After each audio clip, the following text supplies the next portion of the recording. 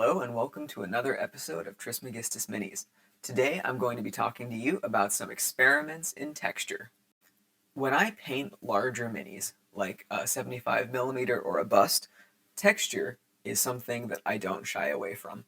We can see on the armor, on some of the fur, the skulls, I've worked in a lot of texture in addition to what's already present on the sculpt. However, when I work on something at the Warhammer scale, I find it very difficult to incorporate textures in a way that feels convincing.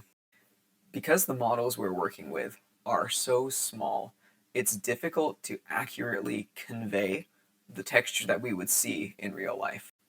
Usually, I just don't engage with that kind of texturing.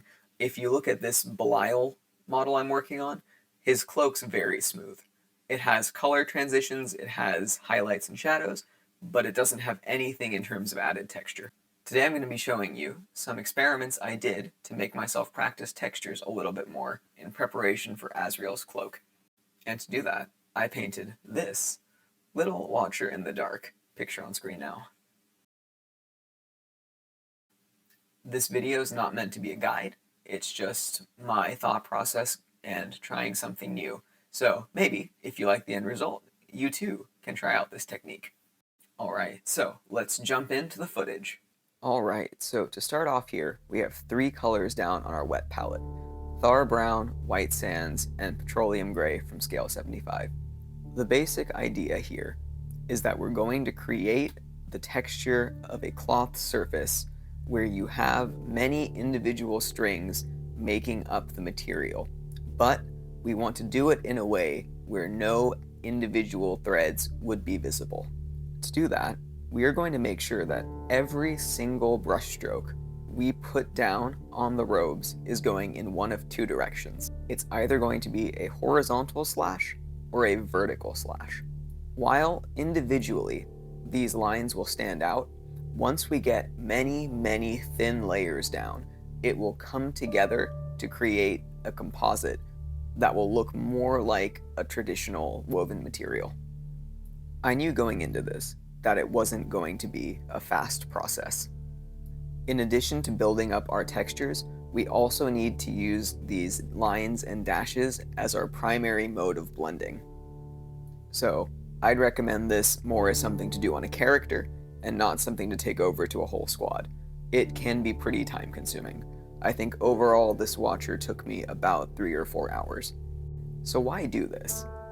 There's a lot of different methods for painting texture, especially in Warhammer, that get the image across well enough.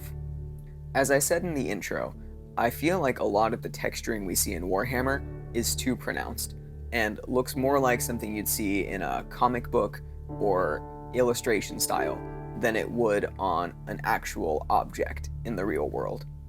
My goal here was to create a texture that was believable, even at the small scale. By working with a lot of thin lines that gradually build up, you'll notice that the points where the lines intersect get gradually brighter, and those areas become the points that stand out. Having essentially a dot grid be the prominent texture on the model really sells the idea of a cloth to me. And because we're adding these dashes and lines to every part of the model, even the areas that don't have a lot of overlap still have that visible texture and feel to them. I think that this comes through especially well as we build up into our shadows and highlights. Due to the shadows being a naturally darker color, a lot of the texture becomes obscured. Unlike other painting methods, I'm not going out of my way to not paint texture into the shadows. I'm doing the same method across the whole model, it's just because of the pigments they stand out less. And alternatively, on the highlights, where you have bright white pigments mixed in, that's the area where the texture begins to stand out more. And this is how it would be in the real world. If you had a heavily textured object outside, you'd see more of that texture showing in the highlights than you would in the shadows. I'm just putting a random compilation of footage of me painting in the background here, but you get the idea. It's very much just working mostly in horizontal lines and then using the vertical lines to tie things together. It's a lot of back and forth, and a lot of going over the same places many times.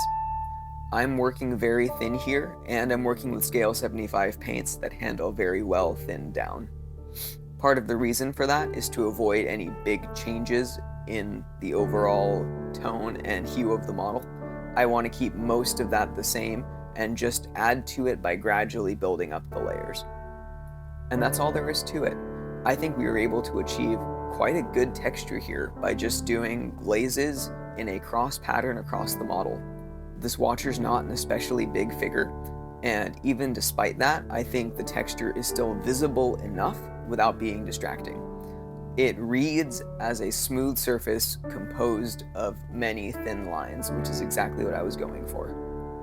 Maybe in the future, if anyone would like more detail on this topic, I can do a more in-depth video, but for now, for my first time trying this out, I think it worked very well.